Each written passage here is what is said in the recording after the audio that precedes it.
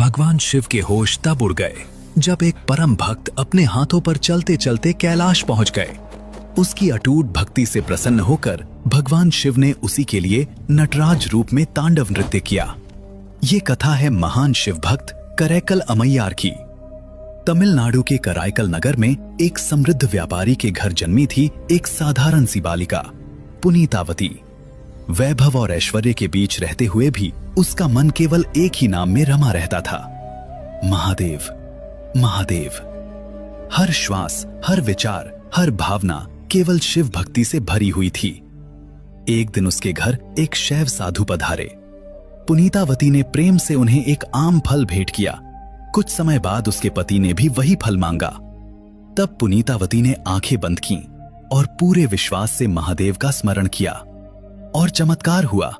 उसी क्षण उसके हाथों में एक और उतना ही मीठा आम प्रकट हो गया। पति ये दृश्य देखकर कांप उठा। उसे समझ आ गया ये स्त्री कोई साधारण नारी नहीं।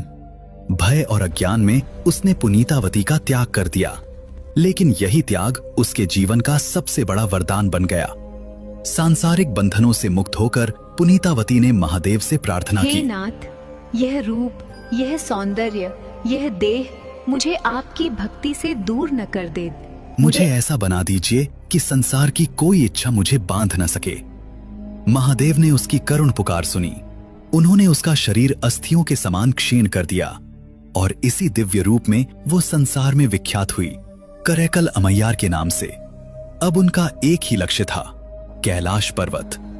लेकिन उन्हें लगा जिस भूमि पर स्वयं शिव विचरते हैं उसे पैरों से स्पर्श करना भी उनके लिए अपराध होगा। और तभी उन्होंने एक अद्भुत निर्णय लिया। वे सिर के बल अपने हाथों के सहारे कैलाश की ओर बढ़ चली। दिन, महीने, वर्षों बीत गए, पर उनकी भक्ति रुकी नहीं। और जब वो कैलाश पहुंची तो स्वयं भगवान शिव उनकी इस अद्भुत भक्ति को देखकर भाव विभोर हो उठे। उन्होंने स्नेह से कहा, आओ मां। और अमैयार ने उत्तर दिया, अप्पा, मेरे पिता। इसी क्षण महादेव ने उनके लिए नटराज रूप में तांडव किया और वरदान दिया, तुम जन्म मरण से मुक्त रहोगी और सदा मेरे आनंदमय नृत्य का साक्षात्कार करोगी। आज भी उनके रचे भक्ति गीत शिव भक्तों के हृदय को स्पर्श करते हैं।